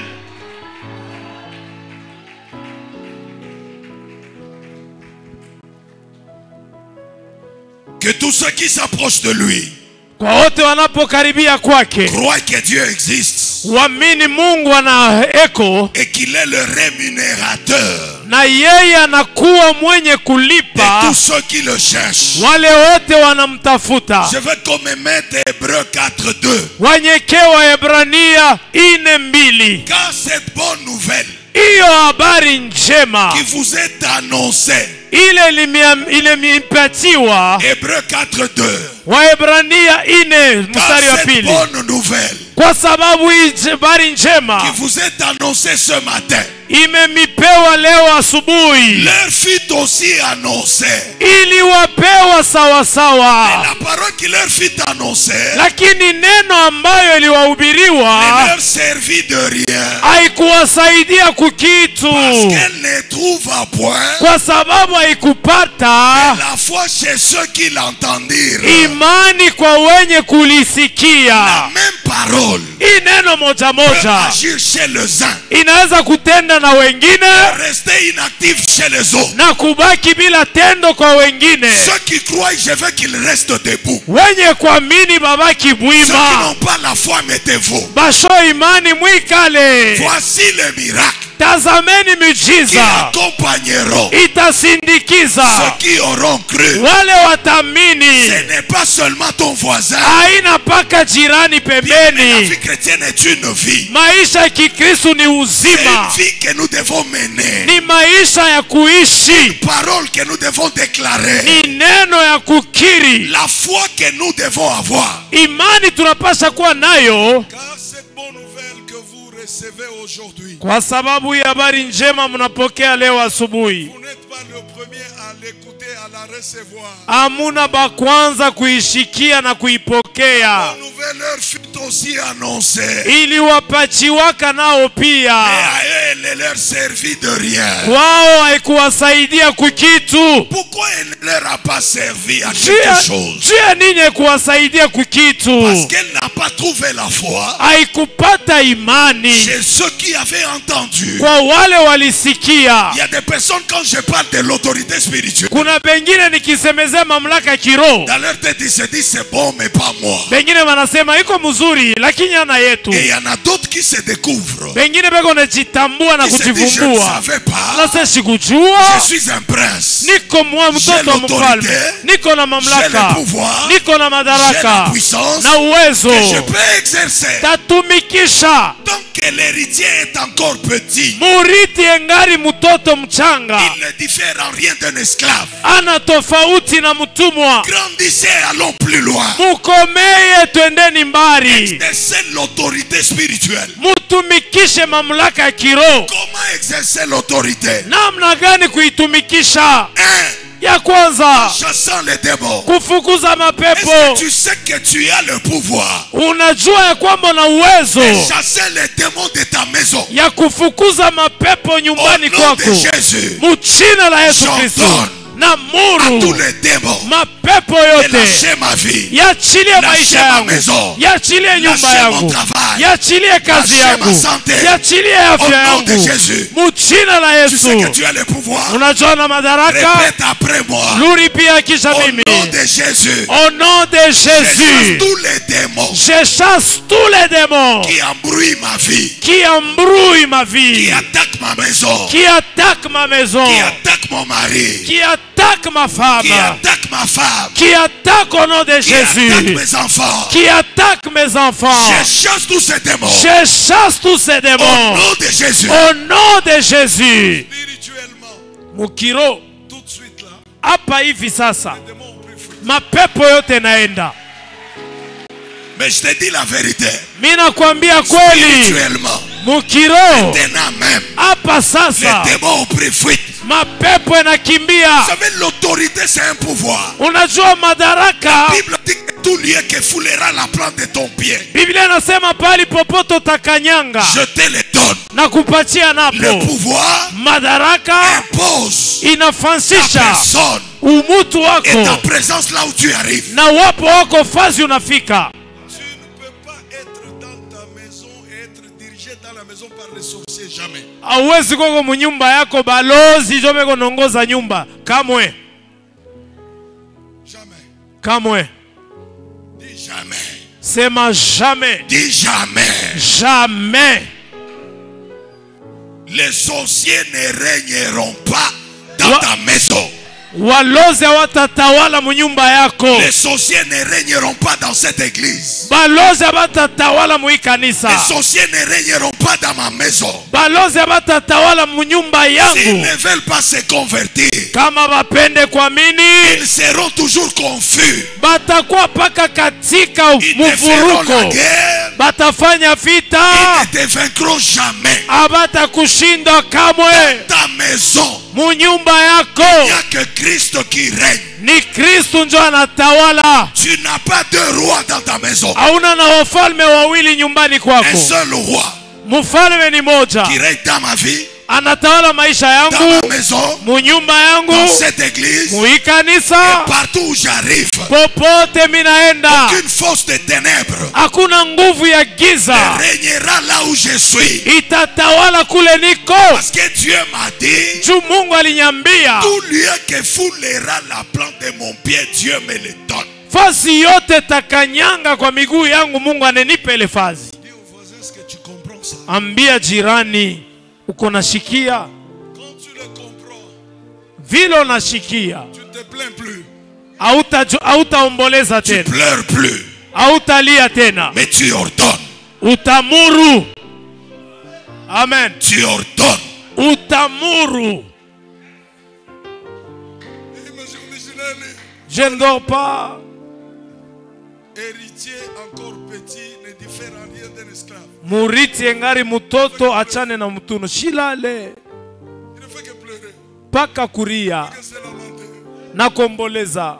Mais celui qui comprend ce qu'il est, Ula na elewa kile eko. il se lève, Anasimama. il met de l'ordre spirituel Anaweka oda ya kiroho. dans sa maison. Munyumba Je yake. mets de l'ordre. Naweka Je oda. détruis les radars. Naribu Je détruis maradar. les caméras. Naribu Je makamera. détruis les forteresses. Naribu Je manguzo yote ya pose l'autorité shetani. de Christ Naweka utawala wa dans cette Kristo maison ndani ya nyumba au ile, nom de Jésus. mjina la Yesu Kristo. Amen. Nos voisins, il ne faut pas voir que les démons. Ngara, umwambie jirani, hapana kuona paka asema Il pepo. faut voir Jésus qui est avec nous. We ona Yesu leko na sisi. Le combat, il y en aura. Mamvite itakuyaka ako Et la paka. victoire est toujours avec nous. Ushindi ni pamoja nasi kila siku. Ils peuvent tout faire. Bateza kufanya vyote. Ils vaincront toujours parce que Jésus les a déjà vaincus. Tutewashinda paka juu Yesu ashakuwashinda. Loge à ta moitié. Quelle que soit la sorcellerie, Abutakuwa. elle ne te tuera À ta jamais. moitié. Même si elle est comment, Abutaribisha kazi yako. elle ne détruira pas ton travail. Katika jina la Yesu. Au nom de Jésus-Christ, Je refuse de croire nakatala kuamini qu'avec l'Esprit de Dieu en toi, na roho ya Mungu ndani yako, Loge se lève un sorcier qui se et il lève va détruire ton foyer. kisha naribu Il nyumba te yako, combattra mais il échouera. atafanya vita, Il atashindwa, te combattra, il échouera. atapiga vita, atanguka, Combat, il y en aura. vita itakuyaka Mais ce ako. qui est bien avec Dieu, Ile nakuwa mzuri na Bwana c'est Luc chapitre 10, ni Luka 10 le verset 19. mstari 19. Ça, j'aime. Ile naipenda. Luc chapitre 10, Luka sura ya 10 le verset 19. mstari ya 19. Voici, Tazameni, je vous ai donné nemipa le pouvoir. madaraka. Il ne dit pas je vous donnerai. Ashiseme te mipaka. C'est pas une promesse. Haina C'est hadi. quelque chose de déjà fait et Ni accompli. kitu kinafanyika mara moja Tout ce zamani. que Dieu veut, c'est que tu vois ça. Yote Mungu anapenda wewe uone. Il dit voici, Tazama, je vous ai donné nemipa le pouvoir madaraka de marcher ya sur kutembea les serpents juu ya et nyoka. les scorpions. Nge, Voici. Est-ce qu'il y a tazameni, quelqu'un qui voit kuko mtu le anaona pouvoir que Dieu lui a donné? madaraka Mungu anamupa Marcher sur les serpents, kutembea pa sur les nyoka, scorpions pange et sur toute puissance de l'ennemi. na pa uwezo yote ya adui. Les scorpions, c'est comme les sorciers. Nge ni kama Les mlozi, serpents, c'est comme les magiciens. nyoka ni kama mchawi, Puissance de l'ennemi. uwezo yote ya Il y a les adui. marabouts. Kuko wa Il y a les mafumu, féticheurs. kuko wafanya Il y a les madawa, francs-maçons. kuko watu wa Il y a toutes maarifa, les choses semblables. kuko vile vitu vyote vinafanana. Mungu anakubeba, Mais au-dessus. anakuweka juu yavyo. Maintenant, tu as des richesses comme ça. Sasa uko na hiyo mautajiri ya hivi, Au lieu de les voir, tunatoka kuiona au lieu de les voir, pa nafasi ya kuiona tu ne vois que Boulogne bonne famille. wako unaona paka la sorcellerie de la Tu famille. n'as aucune promesse de la puissance ya Boulogne ya famille. Hauna na haja hata moja ya uwezo ya bulozi bwa jamaa. Dieu ne t'a pas donné Mungu ashikukupe la puissance de la force de la sorcellerie de famille, jamais. uwezo ya ulozi ya jamaa yenu, Ce hapana. que Dieu t'a donné, c'est ça. Ile Mungu anakupa ni hii. Dans nos familles, Muma jamaa il yetu peut y avoir des sorciers. kunaweza kuwa baloji. Mais nous, Sisi nous avons le pouvoir. tuna uwezo. Salut 5 personnes. Ambia hiyo watu 5 personnes. watu watano, 5 personnes unebonesha. Nous avons le pouvoir au nom de Jésus de vaincre les sorciers.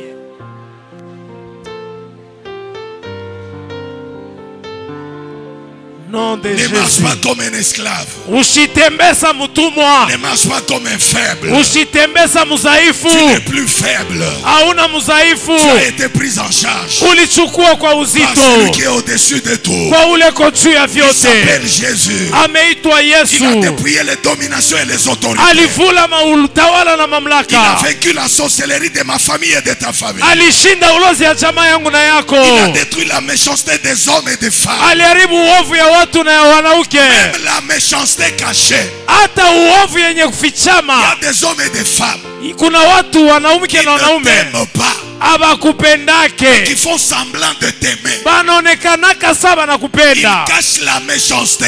Banaficha uovu. Et leur méchanceté Bona uovu yao vont échouer et mourir. atashindwa, batakufa, Ils te feront la guerre. batakufanya vita, En secret, hata musiri ils échoueront. batashindwa. J'annonce ce matin, Nasambia mtu moja 2023, 2023 tu ne mourras pas. hautakufa, Tu vivras. utaishi Tu raconteras na utashuhudia les œuvres de l'Éternel. matendo ya Bwana. 2023, 2023 tu vivras. utaishi, Tu ne mourras pas. hautakufa Et tu confesseras na utakiri les œuvres de l'Éternel. matendo ya Bwana.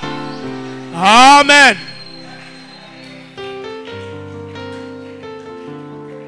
Je refuse le christianisme plaintif. Nakatala bukristu bwa kuririria. Des hommes et des femmes qui ne font que se plaindre. Banamuke na banaume paka komboleza. Des gens qui n'ont que des témoignages négatifs. Jacques, ça va.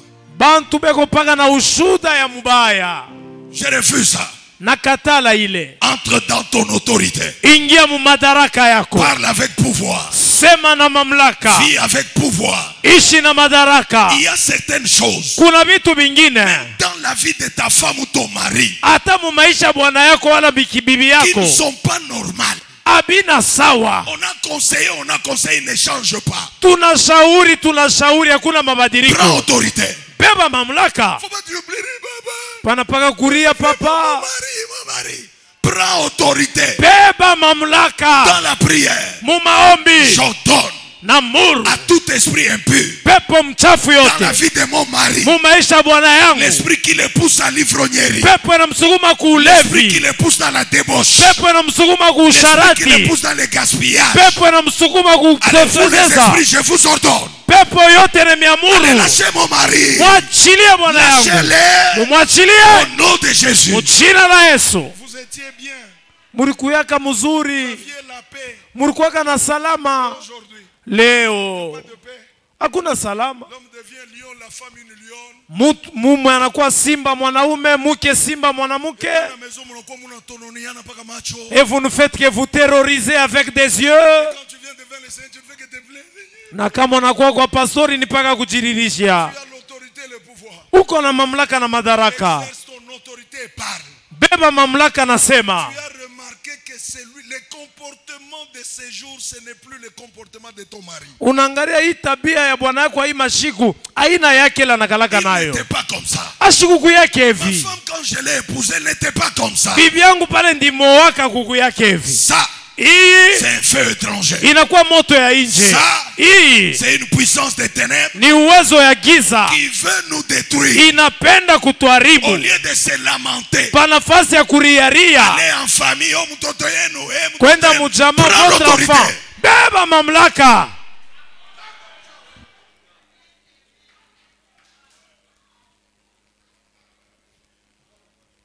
Faut pas le faire comme ça, unaanza kumfusha mademon toka no. Pana kwanza kumushonta kilole yeko naingia mpepo toka, mpepo toka. Il n'est pas là, tu pries. Même quand il dort. Kama nako unaweza komba asha kulala. Unapima mbele, kama sitashutuka unafukuza mapepo. Alléluia. Amen. Pendant qu'il dort, Pala asha kulala. viens. Kuya. Pendant qu'il dort, Pala asha kulala. Unamtenkesha mbele. dors. Lala. Hapana chini, hapana chini. Dors debout. Pendant qu'il dort. Pala asha kulala. Fukusha pepo. Tu chasses. Kama anataka kulamuka, Si tu sens qu'il veut se réveiller, namugusa kiloko. tu le caresses. Analala tena. Il Wewe dort. una continue à prier. Tu continues avec la prière. Tu chasses. Tu chasses. Bamba ye pa maungu. Tiens-le au corps. Toucha mampepo. Chasse les démons. Et tu verras que le matin, Utona se busubuhi. réveille autrement. Analamuka mwingine. J'ordonne. La Namuru. Bible déclare, Biblia ton inasema Dieu ordonne Mungu que tu anamuru sois puissant. uwe na uwezo. Puissant Kuwa na et uwezo. agis. Tenda. Tu as conseillé. Il Unashauri. n'a pas changé. Tu l'as Ashibadirike. dit dans ta famille. Unaambia On jamaa. a conseillé. Tunashauri. Il n'a pas changé. Abadirike. Ne fais pas l'erreur Usifanye kosa de retourner ta femme chez elle kulurisha bibi yako kwabo pour qu'on aille la conseiller. juba kamushauri. Tu as les plus grands conseillers. Uko na mushauri munene. Jésus de Nazareth. Yesu wa Il Nazareti. y a des couples qui vivent des choses horribles. Kuna majoshi naishi mambo ya nguvu. Des fois, ce que les femmes ou les hommes font, Na wakati ingine banaume na banamuke bitu beko nafanya ils ne les comprennent pas. ababielewa hata Je me kubielewa. rappelle il y a quelques années, Nakumbukaga kuna miaka une femme chrétienne est venue me voir. mama moja mukristo anakuwa Elle kunyona, dit, papa, prie pour moi. anasema baba unyombee, Je peux être à la maison quand mon mari n'est pas là. mimi naweza kuwa kunyumba kama bwanangu anako, J'ai envie qu'il vienne. napenda J'ai kuye besoin de lui. na Mais muhitaji. quand il arrive, Kama il anafika entre dans la parcelle. anaingia Dès mumpango, que je le vois, nikimona tu la colère me saisit. makari inanibamba L'esprit me dit, ne les salue même pas. na roho itakwambia ushimulamukie. Je lui fais des choses terribles. Niko namfanyia mambo ya mastajabu, Et quand il est sorti, na wakati anatoka je commence à regretter. Pourquoi je fais ça? mimi naanza kunungunika, jua nini nilifanya vile. Et des fois, je peux l'appeler, je peux même lui écrire. Wakati ingine naweza kumuita, mimi namwanjikia, Mais quand il rentre, kama tu analuria il se rend compte que je ne suis pas la personne avec qui il était en train de causer quand il était en dehors de la maison. eko naona kwamba huyu ana mtu tulizungumza naye wakati ndikuwa nje ya nyumba. Quand on est un homme ou une femme spirituelle, Kama uko mume wala mke wa kiroho, on doit avoir le discernement. unapasha kuwa na uchunguzaji wa roho. Le diable peut te détruire au travers de ta femme. Shetani anaweza kukuharibu kupitia bibi Ou yako, il peut détruire la femme au travers de l'homme. anaweza kuharibu mke kupitia mume wake. Il brise votre communion, il brise la paix dans la maison, il brise la joie, la concordance et toutes les bonnes choses. Anavunja uhusiano yenu, upatano wenu, vyote na furaha anavivunja. Tu comprends ça? Kama unaelewa maneno ya Ne hivi, pleure pas. ushirie. Tu as été visité par les démons ou par le monde de ténèbres. Ulipeguliwa na mapepo ulimwengu ya giza, Ils t'ont attaqué. balikuamakia, Attaque-les. wamakie. Le diable n'a aucun pouvoir de marcher sur le chrétien. Jamais. Shetani ana uwezo ya kutembea pa bakristu Mais kamwe. nous avons le pouvoir de marcher sur lui et sur ses démons. Shi tuko na mamlaka ya kutembea juu yake na mapepo. Les scorpions seront là, les serpents seront là, toute sa puissance là sera là, mais nous avons l'autorité de marcher au-dessus. Nyoka nge na uwezo wake wote itakuwa hapo, tuna mamlaka ya kutembea juu. Il y a des frères qui sont devenus même des ivrognes Kuko banduku bengine banakuwa na balevi à cause du comportement de leur femme. Au lieu de prier, non. Oui, moi, juu ya tabia ya mke. Elle me Mais le trouble diable a beaucoup. réussi. Je vais boire pour que je puisse oublier tout ce qui se passe. Shetani anaweza. Tu n'as pas besoin de fuir les démons. Hauhitaji kukimbia Ils mapepo. t'ont attaqué, attaque-les. Banakuamakia, Au amakia. nom de Jésus, Mujina la je Yesu vous Kristo. ordonne, Nimeamuru lâchez ma femme. mwachilie bibi yangu. Elle m'appartient. Yeye ni wangu. Lâchez mon mari. Mwachilie bwana Il yangu. m'appartient. Anakuya Je wangu. vous ordonne Nimeamuru de les libérer. mumwachilie. Il y a quelques semaines, Kuna wiki chache nyuma hapa, juste cette année, pake mwaka hii, une femme est venue me voir mke mmoja alikuwa kuniona, parce qu'elle a des problèmes dans son foyer avec son mari. kwa na mambo na munyumba yake na bwana yake. Et paraît-il que son mari a été entraîné par une autre femme qui a touché au fétiche ou à la magie. Bwana alivutwa na mke mwingine, aligusa maarifa madawa, anambeba. Elle a remarqué que le comportement de la femme, de son mari a changé. Akaona ya kwamba tabia ya bwana yake ilibadilika. Et quand elle vient me voir, elle me voit en pleurant. Pala anakuwa kunyona eko nalia. Je lui ai demandé est-ce que tu pries, elle dit oui. Mimi namwambia unaombaka, anasema Tu ndio. as déjà cru au Seigneur, elle dit oui. Ushakuamini Yesu, anasema ndio. Je lui demande est-ce que tu pries où est-ce que tu pries. Mimi namwambia unaombaka wapi? Elle me cite le nom d'une église. Ananitaya jina kanisa. Je dis c'est bien. Mimi nasema ni mzuri. Toi tu as Christ en toi, tu es sûr. Uko na Kristo ndani yako Elle me dit ndio? oui, je crois que Christ est en moi. Anasema ndio, na mimi Kristo Je ni dis ndani maintenant, la yangu. femme là qui t'a ravi le mari a quoi? Mimi namwambia sasa ule alikunyang'anya bwana yako uko na Elle dit, papa, nini? il paraît qu'on a madawa. Baba wanasema elle a des fétiches. Je dis mais madawa na Mungu le kondani yako nani eko juu ya mwingine? J'ai dit entre le fétiche et le Dieu qui est en toi, qui est au-dessus de l'autre? Elle dit mais c'est Jésus. Anasema ni Je dis mais Yesu. si Jésus est plus fort Mimi nasema kama Yesu ni wa que le nguvu, fétiche, madawa c'est pas toi qui dois pleurer. ana wewe kulia. Elle qui doit pleurer. Wa madawa ndio Lève-toi anapaswa dans la kulia. prière. Shimama maombi. Ton mari t'a épousé normalement. Elle dit oui. Bwana wako alikoa sawa sawa, anasema ndio. Vous êtes mariés normalement et légalement. Mulioana vizuri sawa sawa. Une femme sans mandat, Mke wa shona kazi, sans être reconnue ajulikane, par Dieu ni par les hommes. iwe kwa Mungu iwe kwa Il watu, vient te ravir ton mari. anakuwa kunyang'anya bwana. David dit, Daudi quand anasema j'étais en brousse, wakati ndikuwa et porini, qu'un lion venait au l'ours simba wala duga akikuja et prenait l'une des brebis, na kuchukua mmoja ya kondoo, je le pourchassais. ndimfukuza Et je nyuma, l'arrachais la brebis de sa gueule. kunyang'anya kondoo kinywani kwake. Si le diable t'a déjà pris quelque chose, Kama shetani asha kukubebaka tu kitu, as l'autorité una mamlaka de récupérer ta brebis. ya kubeba kondoo yako.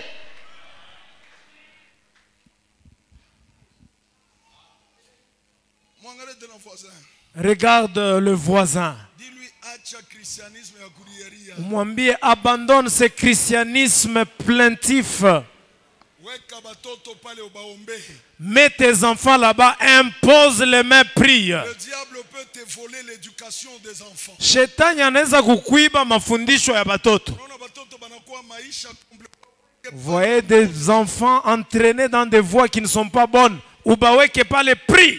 bengine unaobombea mkanisa, bengine hata bushiku basha kulalo na bengiria mshamba. Les autres, même à l'église, les autres, même dans leur chambre, pendant qu'ils dorment. Oui, au nom de Jésus. Toi, au nom de Jésus. Dieu ne t'a pas donné les enfants qui ne sont pas intelligents à l'école. Mungu ashikukupe batoto basho akiri kumasomo. Ce que Dieu donne est bon. Mungu ila analetaka ni ya mzuri. Quand commence à devenir bourrique, Kama mtoto anakuwa kichwa bure, prends autorité, beba mamlaka, impose weka mikono, l'intelligence de Christ en lui. akili ya Kristo ingie La ndani yake. Bible déclare, Biblia inasema celui qui n'a pas la sagesse, mwenye kukosa qui hekima la demande à Dieu. aiombe kwa Mungu. Nous ne sommes pas de ces personnes qui constatent et acceptent Hatuna bale batu ni kutazama na kuichika et qui se plaignent. na kuria Ces derniers baadaye. temps, on n'est pas bien, Imashiko hatuna on n'est pas mzuri, bien dans la maison. hatuishi Tu as mzuri. le pouvoir. Uko na mamlaka, Tu as le pouvoir. uko na mamlaka. Je n'ai même pas encore commencé mon message d'aujourd'hui. Shianza ujumbe ya leo. Je n'ai pas encore commencé. Shianza bado twingari. Je vous remets la pensée. Je vous remets là où je vous ai laissé avant de partir.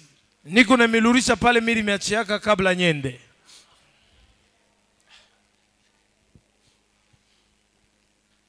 Chie Mashiku, Nous ici, atujisha ata.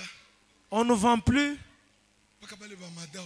seulement le féticheur qui vend avec nous à côté. Chie atujisha ata. Nous, on ne vend plus.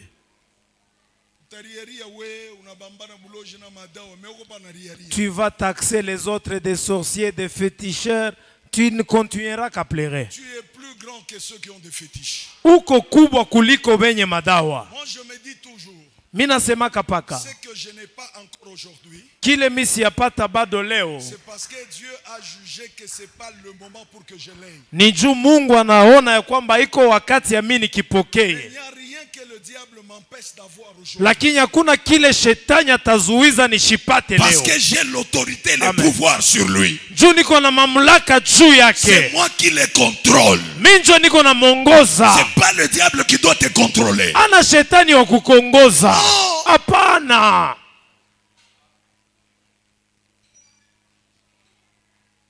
C'est toi qui es au-dessus. Wewe ndio uko juu. Et lui est en bas. Yeko chini.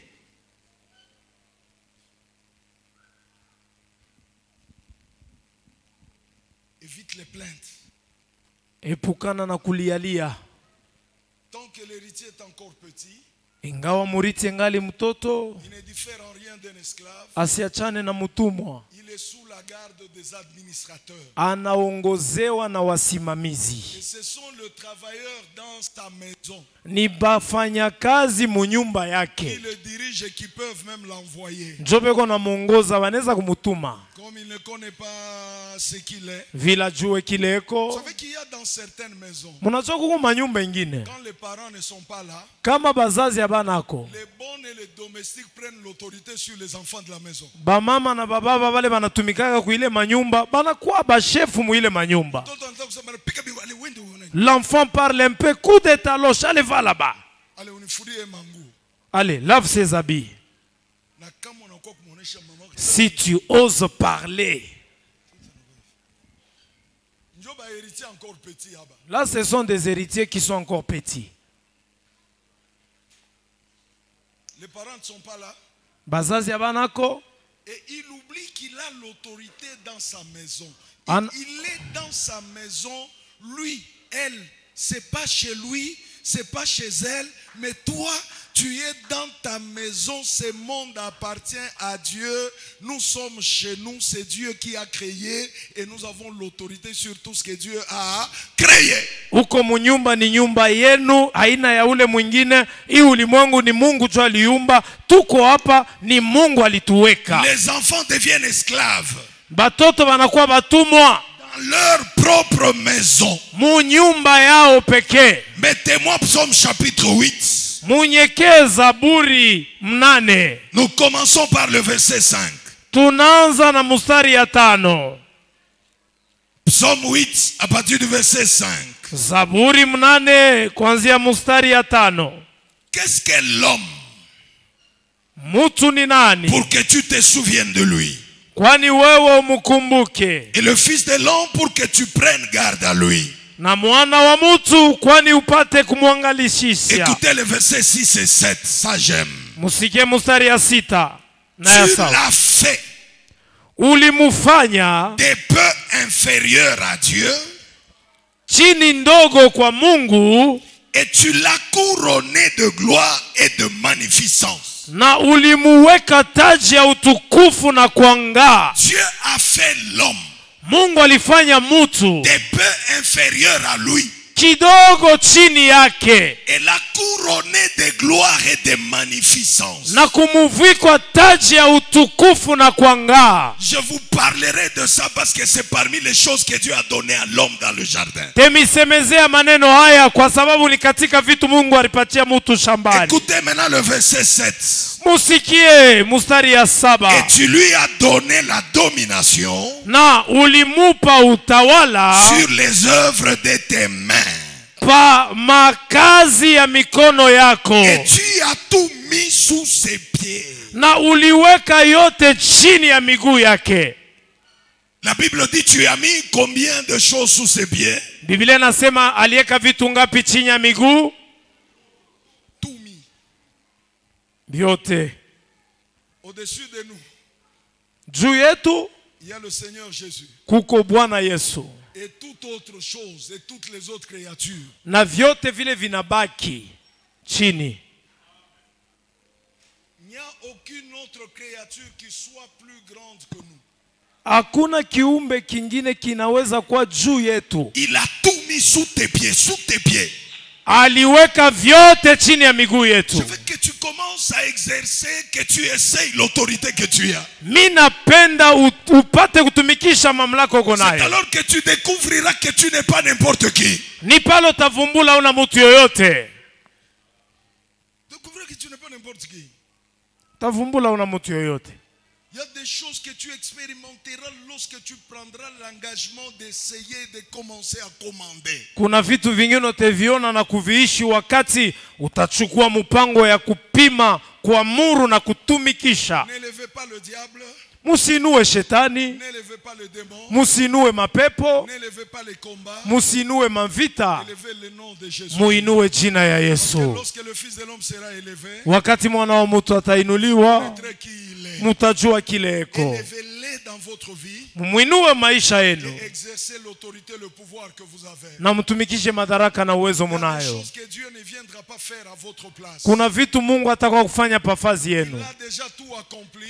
Asha kutimiza maneno yote. Les autres petites choses là, il a laissé entre vos mains pour que vous travailliez. Hivi vingine ndogo anacha mikono yenu mutumikishe. Au lieu de voir le diable, vois Jésus qui travaille dans ta vie. Pa nafasi ya kuona shetani, ona Yesu anafanya kazi maisha Au lieu yako. de voir que les démons, quand bien même ils existent et ils nous combattent, vois la victoire que Dieu te donne toujours en Jésus-Christ. Pa nafasi ya kuona mapepo ingawa inetupiga vita, ona ushindi ndani ya Yesu. Au nom de Jésus.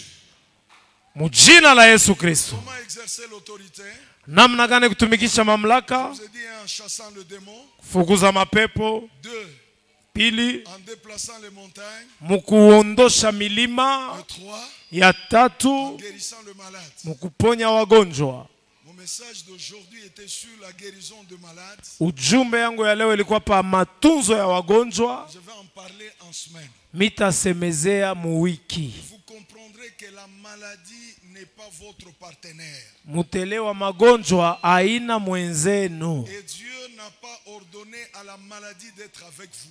Na Mungu akuamuru magonjwa iwe pamoja na mweye. Vous comprendrez que le corps que Dieu vous a donné doit être en bonne santé et bien vivre pour servir le Seigneur. Mutelewa mwili Yesu alimipatia ni muwe muafya njema na Il y a mumutumikie. des vérités que vous devez découvrir afin de marcher à la hauteur de votre salut. Kuna maukweli ingine mnapasha kuvumbua, mutembee kwa urefu ya wokovu Dans yenu. l'autorité divine, l'autorité spirituelle, il y a la guérison de malades. Ndani ya mamlaka ya kiroho muko matunzo ya Et wagonjwa. je commence ça le mercredi, ne manquez pas, soyez là. Mitanza mukazi tatu, musikose muwepo. On va prêcher, on va enseigner et on va prier. Tutahubiri, tunafundisha, tunaomba. Dieu va nous faire du bien et Dieu va vous guérir. Mungu atetujalia mema, atetutunza. Rien n'est impossible à Dieu. Hakuna kila kiwezekane kwa Mungu. Il est le même hier, aujourd'hui, éternellement. Ni mmoja jana, leo, milele. Si tu crois, Kama unaamini, il te fera de bonnes choses. atakufanizia maneno kubwa. Pour ce matin, Juu ya asubuhi ya que leo, Dieu vous bénisse. Mungu Que la amibariki. grâce de Dieu soit avec vous Neema ya Mungu iwe na nini wote, et que l'autorité de Christ marche avec vous. na mamlaka ya Kristo itembee na mweye. Marchez dans l'autorité et le pouvoir. Mutembe mamlaka na muwezo. On peut prier. Taomba.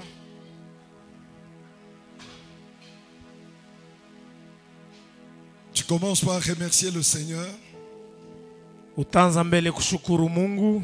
Et après, tu demandes à Dieu de te remplir de sa puissance et sa gloire pour que tu exerces ton autorité spirituelle qu'il t'a donnée avec efficacité.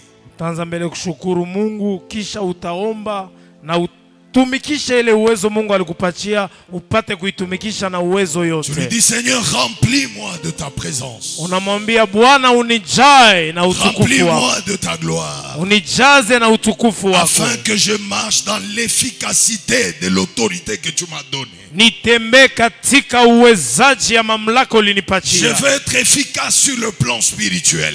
Niwe nguvu muhali ya kiroho. Je veux être efficace. Niwe na uwezo. Élève ta voix et prions. Inua sauti, naomba. Nom de Jésus. Donne-nous la force, Seigneur, d'être efficace